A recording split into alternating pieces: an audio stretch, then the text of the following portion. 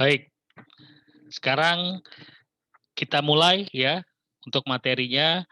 Jadi di akhir sesi pertemuan ketiga ini diharapkan mahasiswa ini nanti bisa mencocokkan ya kira-kira jawaban pretest terus dibandingkan dengan materi yang disampaikan berapa terdapat kesesuaiannya ya. Kita masuk ke pendahuluan dulu ya. Ini saya kutip dari Permen PUPR ya. Penyedia jasa konstruksi itu atau sekarang disebut sebagai hanya penyedia ya, didefinisikan sebagai suatu pelaku usaha yang menyediakan jasa konstruksi berdasarkan kontrak ya. Jadi di situ saya highlight ada pelaku usaha. Pelaku usaha ini bisa perorangan dan badan usaha ya yang mensuplai aktivitas jasa konstruksi berdasarkan kontrak. Jadi ketika kita berbicara penyedia jasa konstruksi, maka selanjutnya disebut sebagai penyedia. Penyedia apa? Ya otomatis penyedia jasa konstruksi, baik itu perorangan maupun badan usaha. Ini penjelasan dulu sebelum kita lanjut ke slide-slide berikutnya. Nah, ketika kita bicara terkait dengan subklasifikasi usaha jasa konstruksi, maka ketika saya coba kutip di Permen PU ya nomor 8 PRT garing M garing 2011 di situ ada 3 ya. Yang pertama sebagai perencana konstruksi, yang kedua sebagai pelaksana konstruksi, yang ketiga sebagai pengawas konstruksi. Nah, diharapkan ya ketika nanti mahasiswa ya lulus di bidang konstruksi maka bisa berkecimpung di salah satunya ya apakah membuka jasa usaha perorangan maupun badan usaha atau sementara mengikuti perusahaan yang memang bergerak di bidang ini. Katakanlah misalnya perencana konstruksi. Berarti dia menyediakan jasa fokus di bidang perencanaan ya. Apa itu kira-kira ya? Luarannya adalah dokumen perencanaan ya. Dokumen perencanaan itu seperti apa? Misalnya gambar proyek ya, gambar konstruksi. Kemudian yang kedua, subklasifikasi kedua kita berbicara terkait dengan pelaksana ya. Berarti penyedia di bidang pelaksanaan jasa konstruksi. Kemudian hasil luarannya apa? Hasil luarannya adalah bangunan dalam berbentuk fisik ya ataupun misalnya jika bukan bangunan maka infrastruktur. Yang ketiga, subklasifikasi ketiga adalah pengawas ya. Fungsinya apa? Fungsinya untuk pengawasan jasa konstruksi. Luarannya apa? Luarannya itu laporan hasil pengawasan yang dilaksanakan oleh pelaksana konstruksi. Jadi ada 3 kegiatan ya subklasifikasi menurut Permen 08 2011. Nah, ketika kita berbicara terkait dengan pemilihan penyedia ya, maka pemilihan penyedia itu merupakan bagian kegiatan pengadaan ya, apa yang diadakan. Jadi sebelum kita mengadakan yang namanya aktivitas konstruksi, ada proses pengadaan ya, bisa dibagi 2 ya kalau kita kenal separated construction procurement yang akan dibahas di minggu-minggu depan, itu bagian daripada persiapan pengadaan ya. Jadi pemilihan penyedia jasa ini bagian kegiatan pengadaan mulai dari persiapan apa saja yang disiapkan, berarti mulai dari inisiasi ya sampai kira-kira kriteria proyeknya seperti apa ya. Kemudian sampai akhirnya nanti penandatanganan kontrak ya. Jika pengadaannya itu untuk perencana, maka penandatanganan kontraknya itu kepada konsultan perencana ya. Sampai titik itu ya. Tapi kalau misalnya pengadaannya adalah untuk pelaksana, maka persiapan pengadaannya dokumen gambarnya harus disiapkan sampai penandatanganan kontrak untuk pemenang pelaksana konstruksi. Begitu juga untuk pengawas konstruksi. Nah, pertanyaan berikutnya ya, ketika tadi berbicaranya terkait dengan aspek anggarannya itu adalah anggaran pemerintah ya. Bagaimana jika anggarannya itu dari swasta ya, artinya bisnis to bisnis ya, swasta ke swasta. Katakanlah pemilik anggarannya adalah perorangan swasta ya, terus dia meng-hire kontraktor ya. Bagaimana acuannya, bagaimana proses pemilihannya ya. Nah, dia bisa mengacu ke Permen itu ya, ke Permen PUPR nomor 7 atau dia bisa mengacu ke FIDIK atau bisa mengacu kepada aturannya sendiri ya. Artinya apa? Mengingat ini adalah anggarannya tidak menggunakan dana publik, maka pertanggungjawabannya adalah kepada perusahaan tersebut ya. Nah, ketika tidak menggunakan dana publik, maka perusahaan tersebut memiliki aturan-aturan yang memang memberikan skenario terkait dengan metode pemilihan penyedia jasa, ya, atau bisa mengutip dari apa namanya FIDIK ya, jika misalnya perusahaan tersebut memang tidak menginginkan mengikuti Permen PUPR, dia bisa juga mengikuti FIDIK ya. Ini ketika anggaran yang digunakan adalah tidak menggunakan anggaran pemerintah ya. Jadi pemilihan penyedia jasanya itu diatur berdasarkan ketentuan masing-masing perusahaan. Oke. Nah, ketika kita berbicara terkait dengan FIDIK ya, maka proses pengadaannya itu cukup sederhana ya, mulai dari ini saya ringkas saja, mulai dari identifikasi proyek ya. Jadi kira-kira proyek yang akan dilaksanakan seperti apa ya, terus constraint-nya bagaimana, barrier-nya bagaimana, kemudian dilakukan pelaksanaan tender ya. Tender eh, dianalisis ya dokumen-dokumen tendernya, kemudian dipilih salah satu pemenang tendernya dan kemudian penandatanganan kontrak ya. Ini berlaku untuk jasa konsultasi ya, yaitu perencana maupun jasa konstruksi yaitu pelaksana ya. Jadi prosesnya sama ya, kira-kira seperti itu. Nah, ketika kita mengutip kepada FIDIK terkait dengan pengadaan ya, apa yang harus dikerjakan? Yang pertama, inisiasi itu menetapkan apa yang akan dilaksanakan. Kalau dalam dibeli berarti barang ya. Kalau dalam jasa berarti proyeknya seperti apa. Terus bagaimana memutuskan strategi pengadaannya ya. Kemudian bagaimana proses pihak calon penyedia itu menawarkan dokumen atau harganya ya. Artinya proses pengajuan tendernya bagaimana. Yang keempat, bagaimana tim daripada pemberi proyek ini mengevaluasi dokumen-dokumen tendernya ya. Kemudian dokumen apa saja yang harus dilengkapi dalam perihal penandatanganan kontrak. Kira-kira itu proses kegiatan pengadaan yang diatur dalam FIDIK ya. Nah, berikutnya kita berbicara terkait dengan metode pemilihan ya, baik itu pekerjaan konstruksi ya maupun nanti pekerjaan konsultasi ya. Pekerjaan konstruksi maupun pekerjaan konsultasi ya. Kira-kira seperti apa?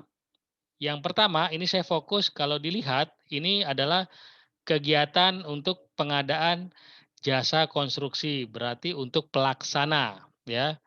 Nah, ada 5 tipe ya yang diatur oleh pemerintah ya. Yang pertama adalah sistem pemilihannya itu melalui e-purchasing ya. Artinya paket pekerjaannya itu sudah tercantum dalam katalog elektronik ya. Misalnya apa ya? Pekerjaan-pekerjaan yang memang spesifikasinya sudah cukup jelas ya. Ini bisa menggunakan pemilihan dalam sistem e-purchasing. Yang kedua ya, adalah pengadaan langsung.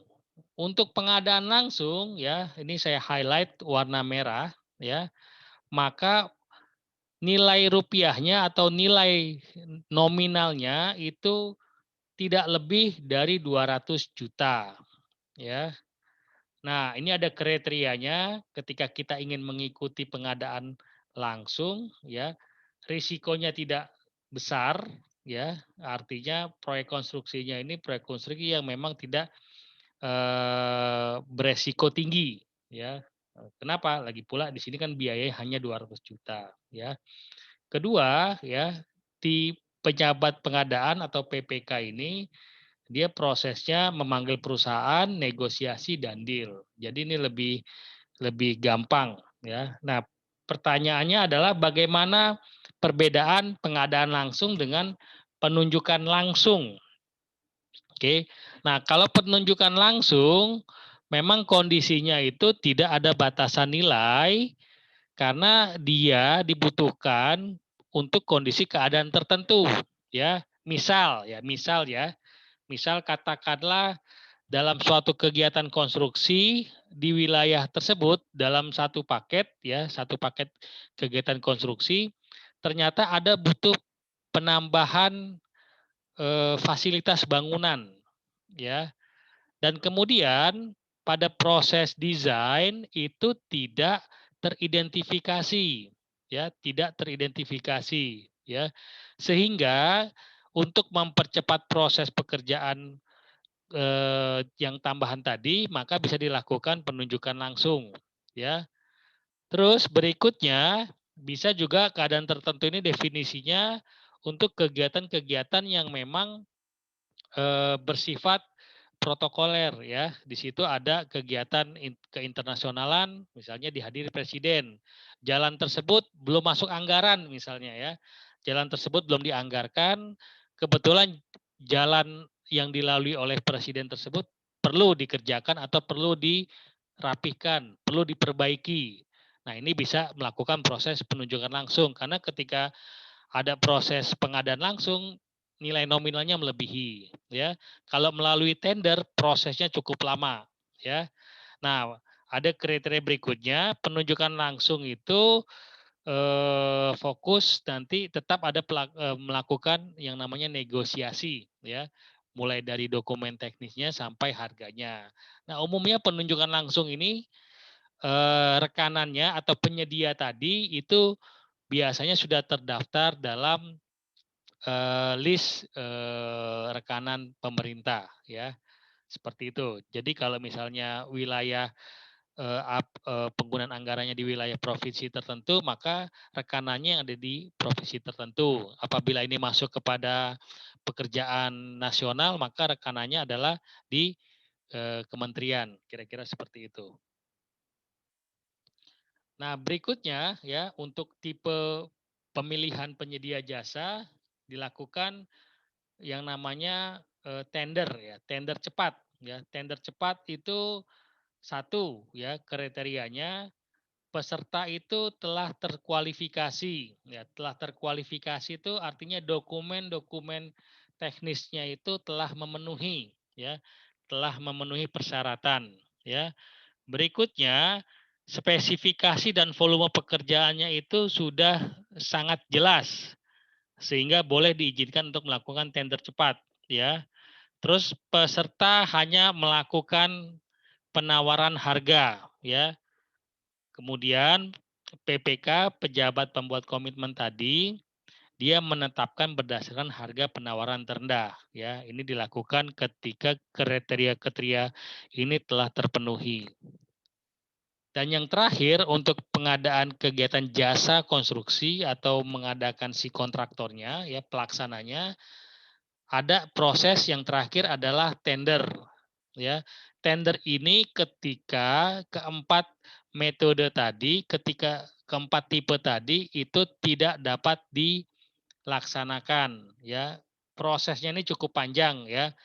Ada yang tender satu file, ada yang dua file ya. Nanti ini kita akan jelaskan di pertemuan berikutnya dan salah satu tugasnya ya untuk kegiatan mata kuliah ini adalah menyusun dokumen kontrak ya, salah satunya nanti ada proses tendernya. Kira-kira seperti itu. Jadi ini saya skip dulu karena ini harus dijelaskan satu persatu ya di materi pertemuan berikutnya.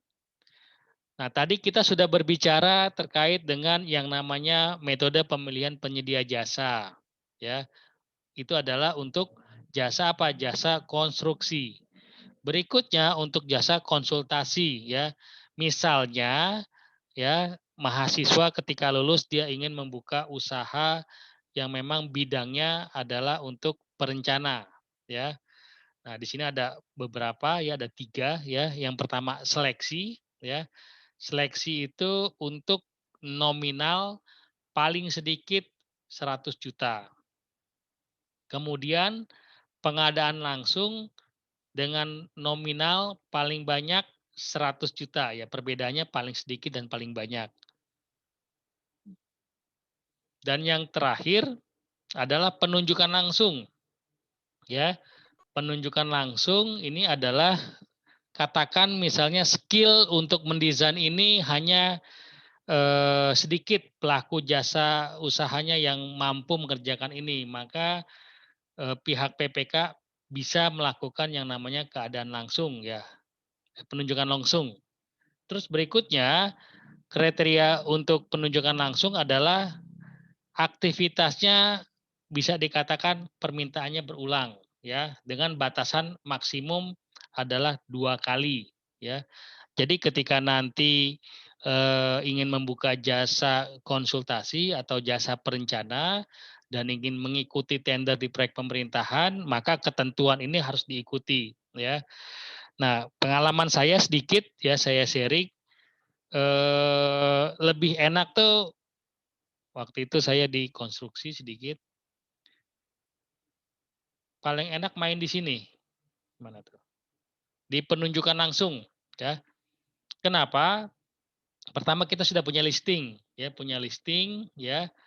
Terus resikonya juga kecil ya, resikonya juga kecil ya. Atau kalau tidak mau main di penunjukan langsung, kita main di pengadaan langsung ya. Nah, ini nilai nominalnya itu hanya 200 juta. Jadi ketika kita membuka kelas ya, kelas jasa konstruksi, maka ini bidang usahanya kelas kecil, kira-kira seperti itu. Oke, ini nah sampai sini saya berhentikan dulu sebelum kita diskusi kategori sistem pengadaan. Mungkin ada yang mau komen? Saya mau nanya Pak, Yes, kita yang tadi yang 200 juta itu yang pengadaan, yes. itu tuh dia kayak misalkan dia tuh kayak pekerjaan yang di bawah pekerjaan yang besar, apa dia 200 juta itu udah satu kesatuan pekerjaan yang penuh gitu Pak? Oke, ya, bagus sekali.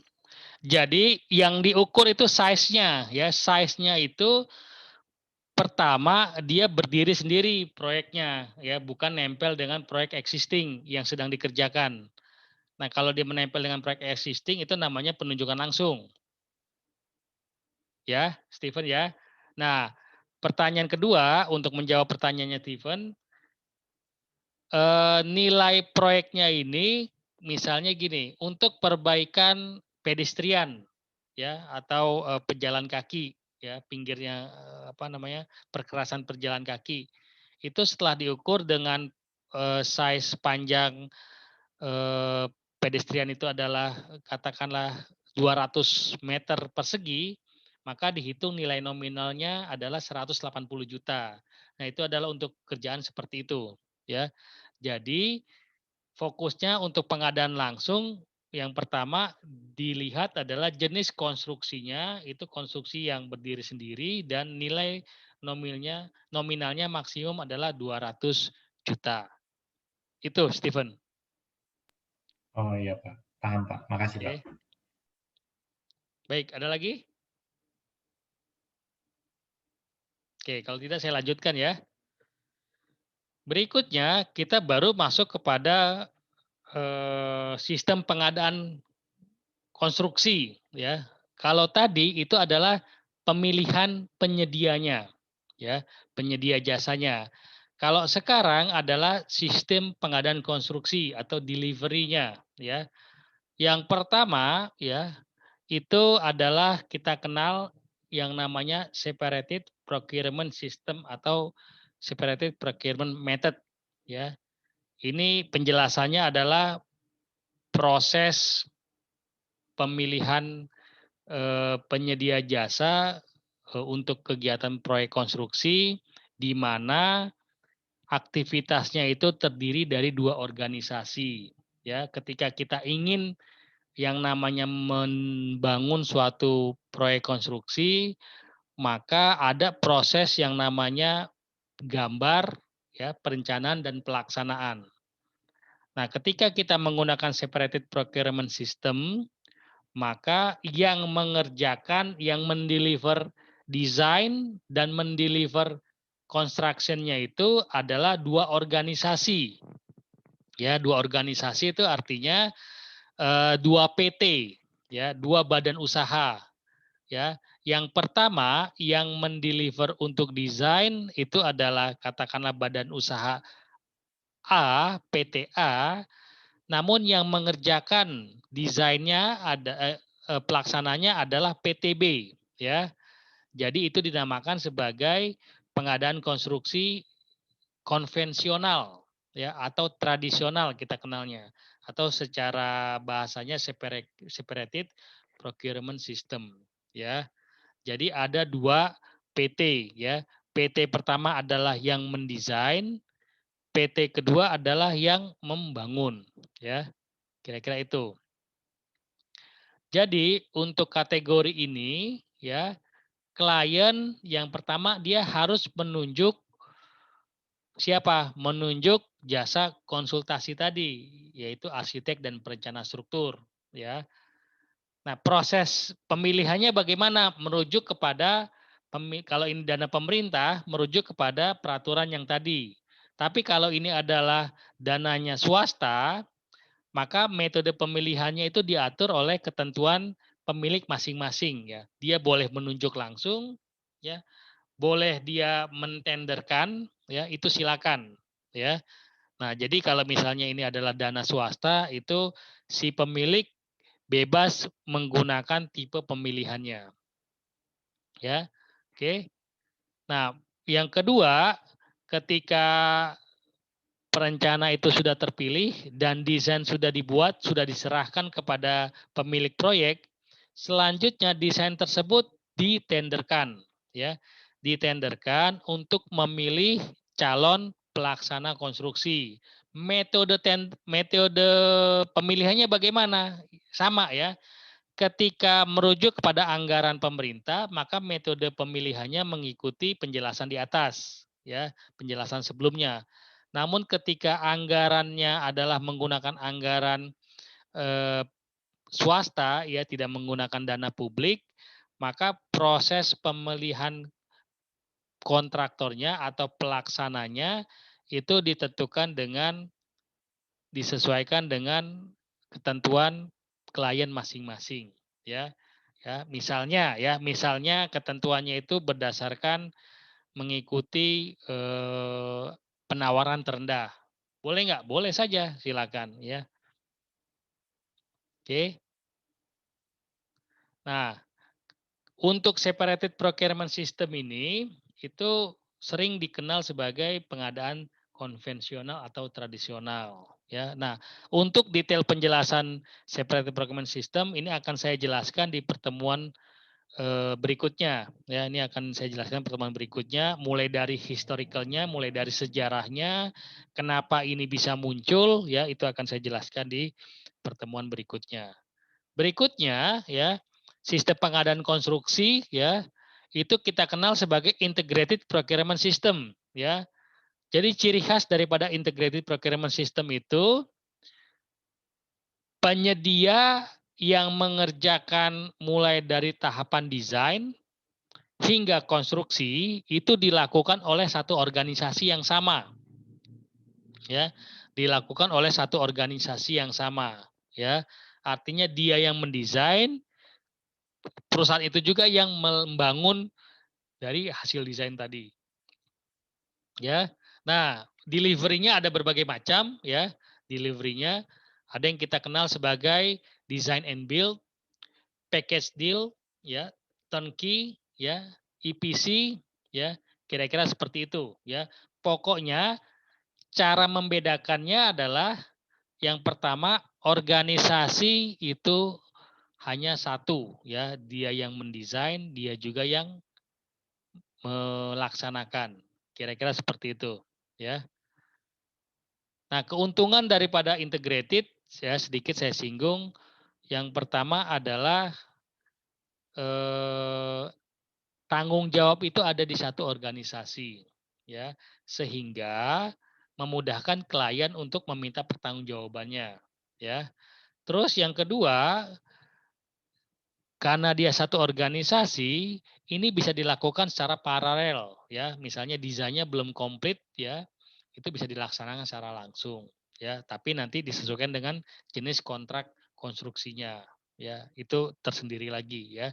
Namun maksud saya adalah ketika desain ini dilaksanakan oleh satu organisasi, maka proses-proses mungkin miss atau desain yang tidak sesuai dengan kondisi lapangan itu bisa diminimalkan, ya, bisa diminimalkan resikonya sehingga antara desain dengan aktual pelaksanaan itu tidak terjadi mislead seperti itu, ya. Nah, untuk sejarah integrated procurement system ini akan dijelaskan di pertemuan yang berikutnya.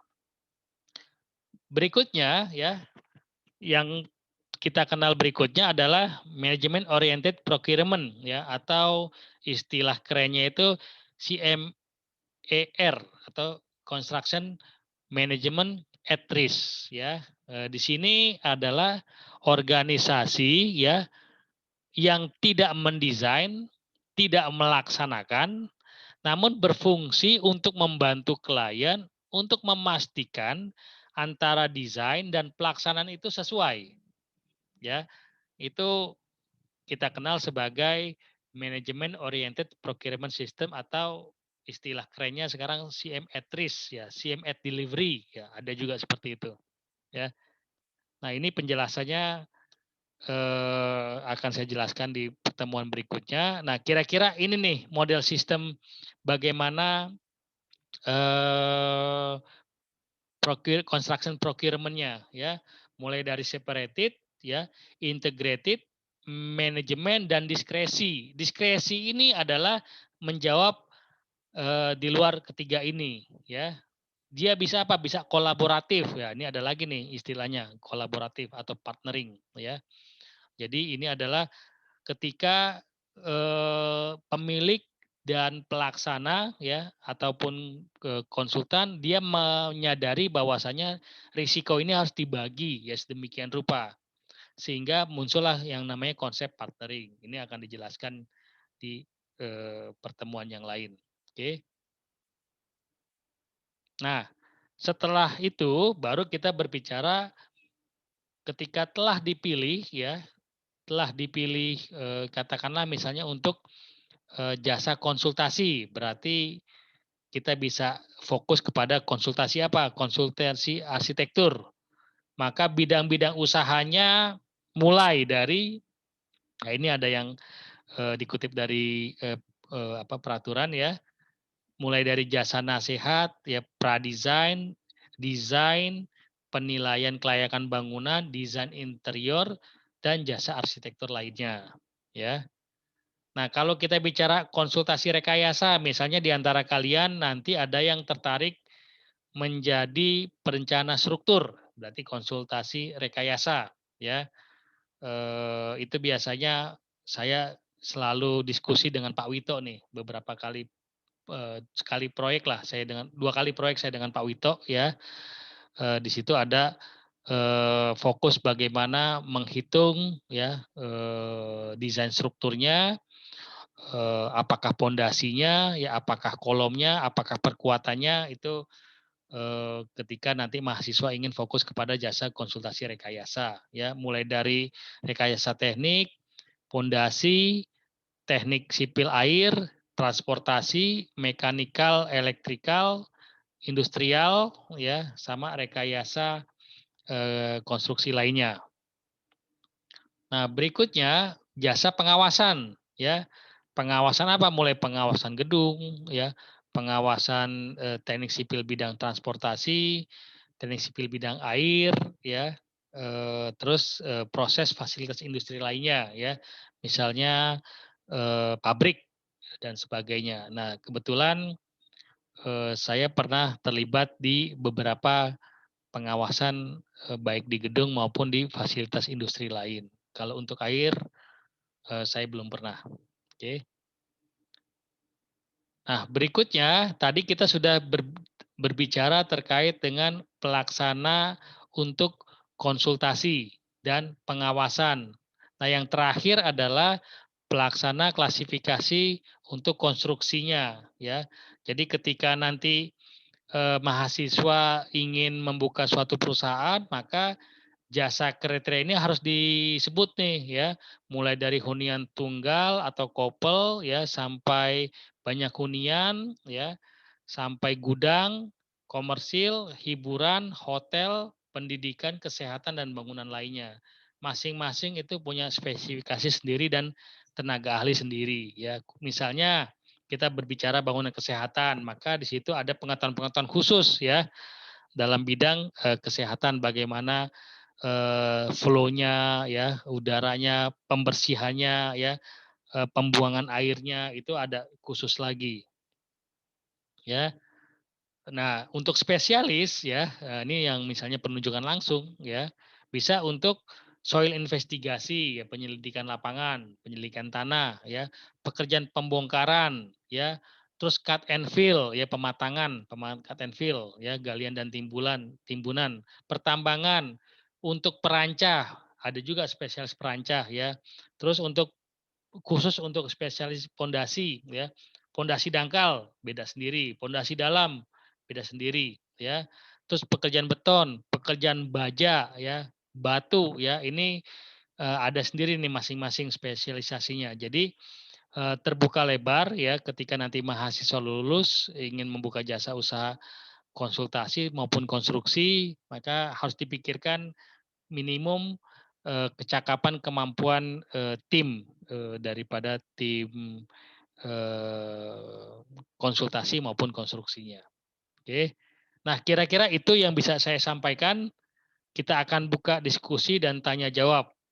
Terima kasih. Saya kembalikan ke mahasiswa yang ingin bertanya.